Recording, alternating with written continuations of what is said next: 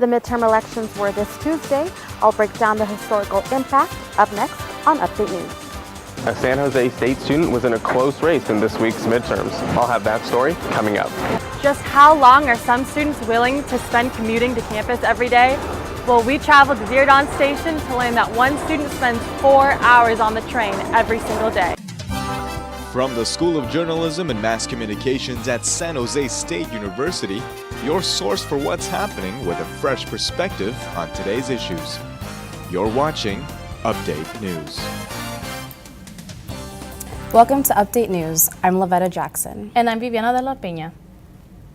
The results are in for the midterm elections, and Democrats have taken control of the U.S. House of Representatives, while Republicans will continue to lead the Senate. Voters, including college students, turned out in record numbers on Election Day. Elizabeth Rodriguez is live on campus with more. Elizabeth? Viviana, the midterm elections were historic to say the least. A higher voter turnout led to a shift in power in Washington. Pushing back on the stereotype of being politically disengaged, young voters showed up to the polls Tuesday night, some with hope for change. I felt that more than ever, I wanted to make a change, and by voting, I wanted to be heard and hopefully be part of a change. According to Pew Research Center 2018 figures, baby boomers turn out to vote than millennials. But older voters noticed a change. What I'm seeing just in our high schools are students getting engaged civically, and that's a really big thing. We always say that we want to produce civically engaged students, but now we're really seeing it. Although some did not cast a ballot in this election, according to a political analysis firm TargetSmart, there was 188% increase among early voters 18 to 29 compared to the 2014 midterm elections. This election turned the House blue with 225 Democratic representatives counted by Thursday. And in the Senate, Republicans expanded control, gaining 2 seats. Some young voters say that they believe their voices mattered more in this election than before. Yes, there should be more outreach for millennials. They should be more informed through campaigns. Campaigns should be coming to universities and talking to students. But even if that doesn't happen, you still have the right to vote. There were many firsts elected to Congress: a Muslim woman, Ilhan Omar from Minnesota, a Native American woman, Deb Haaland from New Mexico, and an openly gay man, Jared Polis from Colorado. And this election resulted in the first woman ever, the youngest woman ever to be elected to Congress. Alexandria Ocasio-Cortez is 29 years old. She represents New York. Live on campus, Elizabeth Rodriguez, Update News. Students are reacting to the results of the midterm election. A watch party hosted by the Associated Students was held on campus Tuesday night. Associated Students collaborated for the first time with Honor Society Pi Sigma Alpha for the viewing party. About 150 students attended, anxiously waiting while watching the big screen reveal the results. Because I really just wanted a space for students to just be engaged regardless of their voter status, and just give them a time to be in community surrounding the election results. SJSU students wrote on a poster the reasons they voted in the election. The reasons included desires to make a change, speak for those who cannot vote, and to exercise their right to vote. San Jose State is well represented in local government offices, and one Spartan is trying to join their ranks. Except for a small problem, he's still a current student. Kunal Mehta is live in the newsroom. Kunal? Lavetta, results are in for most of this week's high-profile election races, but there's a tight race for a local school board seat that's still too close to call, and one of the candidates is a San Jose State student. On a night when most students were watching election coverage, one student was still running. Diego Martinez, a political science senior, was still in the middle of a close fight for an Oak Grove school board seat. That there's levels to it, from national to state to local, and I'm in the local area. I decided to just get more involved in my local area in a place where I can make more of an impact. Martinez is currently ahead by 20 votes, with more mail and provisional ballots still waiting to be counted. The Registrar of Voters expects that the majority of ballots will be counted by November 21st. If the two candidates differ by less than 1/4 of a percentage point, that calls for a recount. Martinez was part of a slate of young candidates across the country running for office, which culminated with the win of Alexandria Ocasio-Cortez becoming the youngest woman elected to Congress. Well, I just think it's terrific. Students have traditionally been a catalyst for political change. Of course, we saw that in the 1960s. We're seeing increased student activism now. Win or lose, and then after this, I still want to proceed, be a public servant. I want to give back to my community. If elected, Martinez would take office on December 7th, just a few weeks before he'll graduate from San Jose State. In the newsroom, Kunal Mehta, Update News. Commuters are getting a boost in their morning routine on campus, food and fellowship among students at an early hour. The Associated Students held a breakfast series Monday through Wednesday in the Student Union on the second floor. Fresh fruit and granola bars were offered with tea and hot chocolate for those cold early mornings. I know a lot of my friends actually come here early and they have a 9 a.m. class, sometimes even a 10:30 class, but they get here at like 7 in the morning to get parking, and that is definitely brutal. Student commuters in need of assistance such as Clipper cards for public transportation, scheduling a carpool match, or locking your bikes on campus can reach out to Transportation Solutions. The commuter series finished the week with a self-care and go table offering tips on commuting and free swag. San Jose State is known for being a commuter school, but one student is putting a new definition to the meaning commuter. Lindsay Boyd followed him on his journey to and from class. Servant Suresh is always commuting. I wake up at like 4:30, so then I have an hour to get ready, so then I leave home at 5:30, so I can get to the train station by 6. With many legs on his journey to class at San Jose State University are strategically planned. And commuting to school for this electrical engineering junior means taking a car, train, and electric scooter more than 5 hours every day. Oh, so then I'm actually from Tracy. So I'm technically commuting from home. The problem? Limited university space. One of the things in the market that we're seeing that we're lacking is really upperclassmen or transfer availabilities. University Chief Financial Officer Charlie Foss says plans for Campus Village 3 are already in the works. I want to have more housing in general for our students, all right? Foss says CV3 will be built right here once they tear down Washburn Hall. It'll include new dining commons, more indoor and outdoor spaces for studying, and of course, more dorms. According to University Housing, Suresh was one of about 600 students on the wait list for on-campus housing this year. He was turned down in late July, about a month before the fall semester started. So then, most places that rent are like, we need a month in advance. And then if that's the case, I had to find a place like immediately. And all of them are giving me like these outrageous quotes. Suresh says the commute is worth it. I feel like it's a little bit crazy, but I feel like for me, it's the fact that, hey, I'm so far in right now. I'm already 2 years in, and I love the program. I love the school. Engineering Dean Cheryl Ehrman agrees that getting an SJSU engineering degree in the heart of Silicon Valley is invaluable. Hopefully in that student's case, he's going to end up doing really well afterwards with his degree. So, I hope that there's a great return on his time investment. And hopefully with Campus Village 3 on the way, students like Suresh won't have to make such a big commitment. On campus, Lindsay Boyd, Update News. Fall commencement is scheduled for December 19th and 20th for seniors finishing their academic careers as a Spartan. Seniors were stopping by the Spartan bookstore to pick up their graduation regalia during GradFest this week.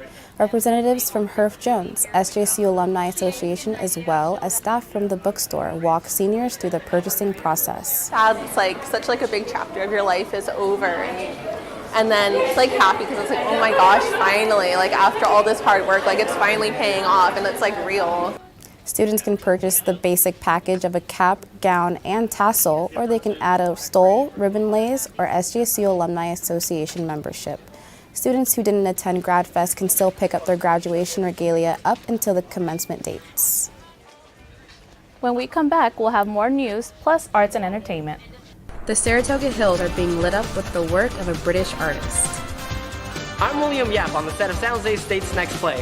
It's a story of an immigrant who's studying for the citizenship exam, but things get weird. Later in the show, I'll give you a preview of what to expect. And students from all over the area see what it's like to be a music major at San Jose State. Update News will be back in 30 seconds.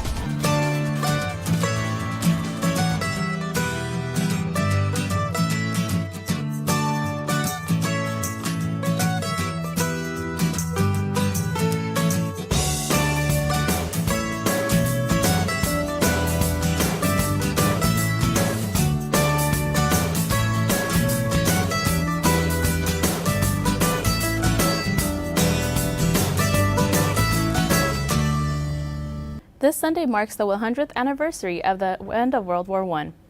San Jose State has just opened a gallery called San Jose and World War I, a centennial exhibition. This includes artifacts from San Jose families whose relatives served in the war. Soldiers and civilians read poetry during the event. And what I discovered is that hundreds of Americans wrote thousands of poems in response to the events of the Great War. Family members came to see pictures of the relatives on display, including the family of Sing Lao Ki from Saratoga.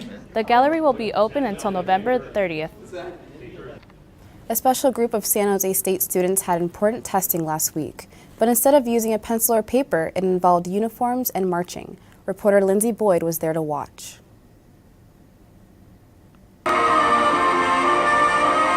Integrity, service before self, 1, 2, 3.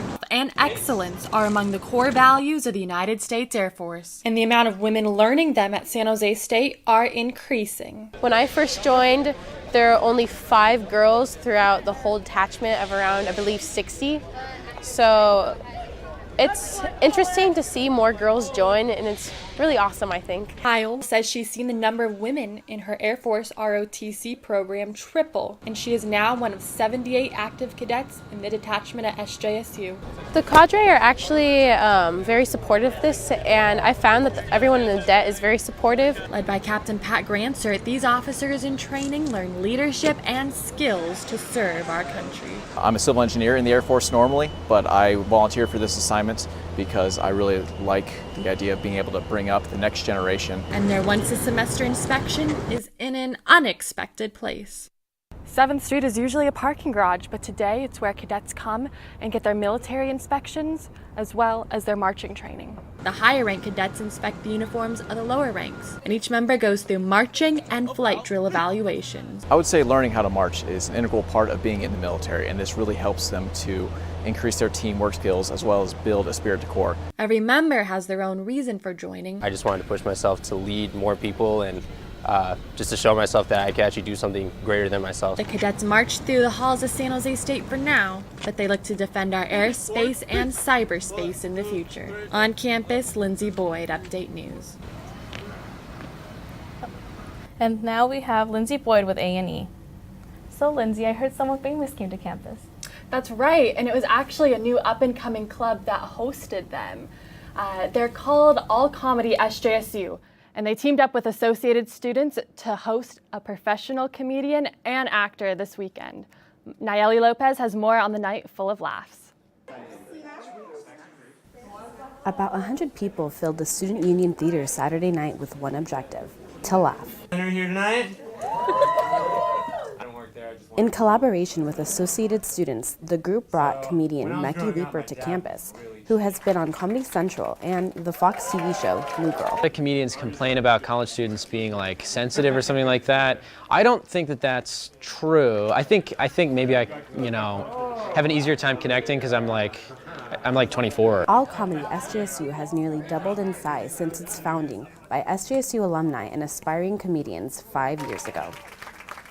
More SJSU students and aspiring comedians are joining to create laughter. You may have seen him. It's Chai Sharma! The presence of the professional comedian did not distract from the talent of the student performers. Jessica. I think they've improved greatly. This is probably the best show they've ever had. All Comedy SJSU has their next show here at the Student Union Theater at the end of this month. On campus, Nayeli Lopez, Update News. SJSU students who are new to the Bay Area have a chance to experience nature and art at the same time. That's because less than 15 miles away is Saratoga, where there are unique art installations along the beautiful outdoor trails.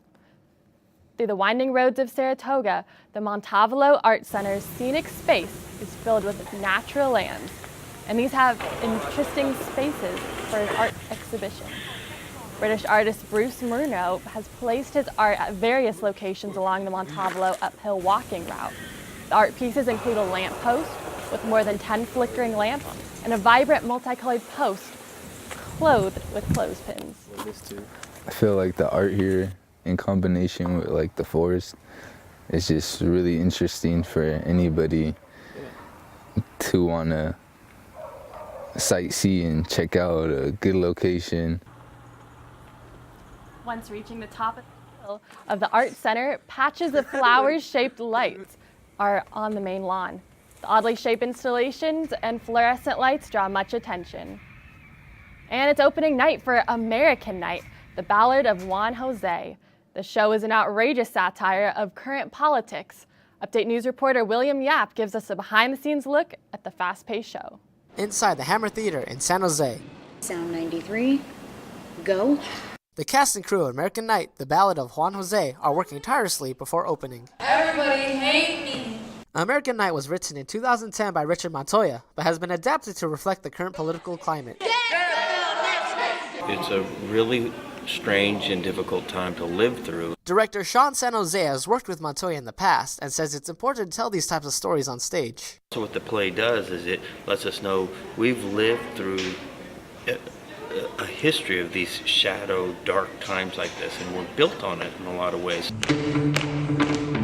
The show follows Juan Jose, who is preparing for a citizenship test. It takes a weird turn when Jose falls asleep and starts dreaming about American history. There's an appearance by former Arizona Sheriff Joe Arpaio, Jesus, and a Japanese game show. This production also changes one major thing. Juan Jose is played by 3 people with different backgrounds. That fortifies the story of this is not just one singular story. A lot of people go through this. The show is meant to be a parody, and the humor can be dark. You pimped this Taliban girl. Accompanying the cast on stage is musical director Tarif Papu, who'll be playing live music throughout the show. It's live theater, so live music I think always just has a way of hitting people when when somebody's making that music right in front of you versus somebody in the back pressing a button. I think it just hits people a little bit more. Performances start tonight and will run on select dates until next Sunday. Tickets are $20 for the general public and $10 for students. In San Jose, William Yap, Update News. Prospective San Jose State students have 3 more weeks to turn in their applications, and some of them got a taste of what it's like to be a Spartan. 300 students attended this year's Be a Musician major for a day at SJSU's School of Music and Dance. High school and transfer students registered to shadow music courses and sit in with ensembles at the School of Music and Dance. That very much. I think it would be really useful, especially for me, because I just come to this country. I know very little about university transfers. Students sat in on courses such as music and culture of Latin America or jazz improv. The CSU application deadline is November 30th for the fall 2019 term.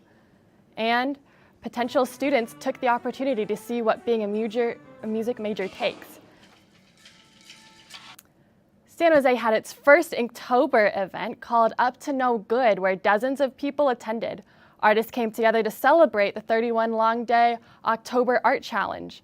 Lavetta Jackson has more on the story. Inktober is a month-long drawing challenge that features Halloween-themed art.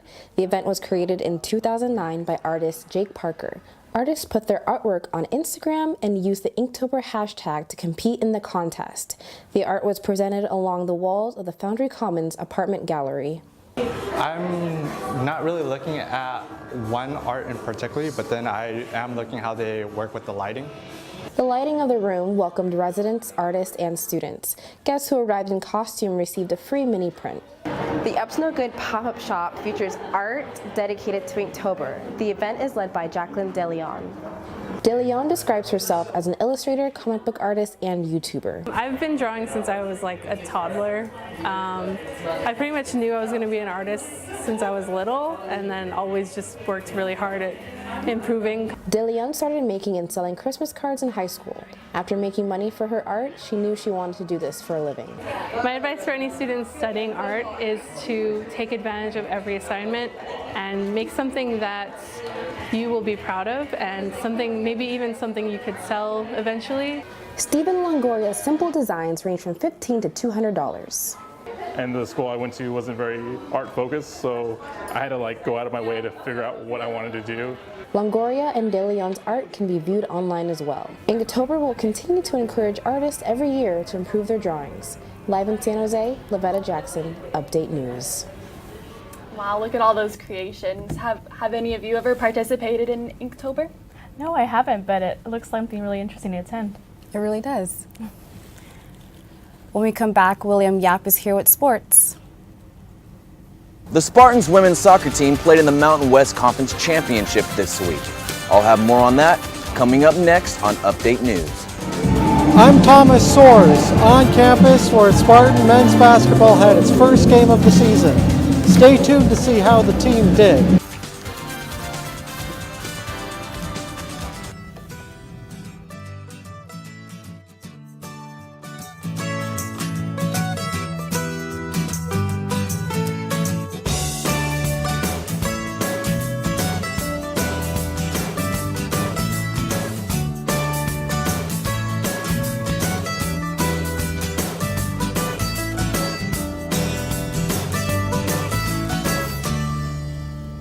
Now we have William Yap with sports. So William, how's our women's soccer team doing this season? They're doing great. They're in the Nationals right now, and they're facing the best of the best in the United States. As we said before, the San Jose State's women's soccer team is the NCAA playoffs. Its first game is tonight against UCLA, but before they got there, Luke Johnson has highlights from the Mountain West Championship match.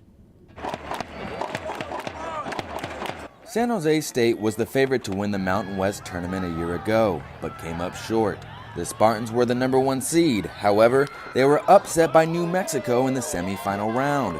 For Saturday's match, the Spartans had a chance at revenge. Oh man, I'm gonna try and just take a deep breath and enjoy this moment. It was SJSU team captain Darielle Franklin's first match back from injury, and she made her presence known. At the 23rd minute, she dishes the ball to Haley Wynn, who rifles it off the keeper's glove and into the net. Darielle Franklin pressure on Johnson, who is up high, and the freshman Haley Wynn gives the Spartans the lead, 1-0. So it was a counterattack, and Frankie was running. She ran through the first person and got the reflection off the second, and she tried to play it through. The girl bounced it back, and I was on the top of the box and just volleyed it in. The Spartans would need to hold off the Lobos for the next 67 minutes, and they are successful. And for the second time in 4 years, San Jose State is Mountain West women's soccer champions, defeating New Mexico tonight, 1-0. Goalkeeper Paige Semino is named tournament MVP. She collected 14 saves in 3 matches and added an 11th shutout to her record-breaking season. I've been saying that to literally every interview that I've taken, is my backline has come in clutch, especially this year. They've been amazing, they've been solid, they've been consistent, so it all goes to my backline. This was the scene on Monday when the NCAA announced that San Jose State will take on #2 seed UCLA to open the national tournament. Coach Hansen says this tournament bid is the next step in building a national championship program at San Jose State. On campus, Luke Johnson, Update News. UCLA is the #2 seed, so it'll be a tough first-round matchup. Kickoff is tonight. It'll be Spartans' second appearance in the NCAA tournament in the last 4 seasons. Spartans' men's basketball team is looking to improve on last season. The team had its first game on Wednesday night, and reporter Thomas Soares was there. The Spartans began their second year under head coach Gene Priolu with a win. 5 Spartans walked away with double-digit points on the night, including forward Michael Stedman. That's the good thing about this. We're all from different places. We got a lot of freshmen that are from different states and stuff. Stedman had 13 rebounds and 15 points on the night. The Spartans kept the Life Pacific College Warriors offense trailing for the entirety of the game. However, the Warriors did manage to score more than 70 points, which is far more than Coach Priolu expected. It's go time right now, and it's about winning right now. We're trying to win this year. The Spartans have 5 lettermen returning this season, including center Ashton Chastain. I think the whole new guy thing right now is just an excuse if we just use that. So the new guys thing, I don't believe in that because we've been together for 4 months now, 5 months now, every day working out together. Up 49-38 at the half, the team was in good position to secure the win. However, solid defense from Life Pacific and sloppy play by the Spartans kept the game from turning into a blowout. Yeah, we need to work on our ball control, and a lot of where our fouls come from is getting the ball in the paint. SJSU kept scoring though. The final score was 89-72 Spartans. The Spartan men have their next game on Saturday against Southern Utah at 6 p.m. On campus, Thomas Soares, Update News. I'm calling it now. I think that the women's soccer team is going to go all the way and win the national championship. I totally see that. Yeah, I mean, look at our women's teams. We had gymnastics, we had softball. Let's go soccer. It's time for women to dominate. And that does it for this week's edition of Update News. For all of us here, thanks for joining us and see you next week.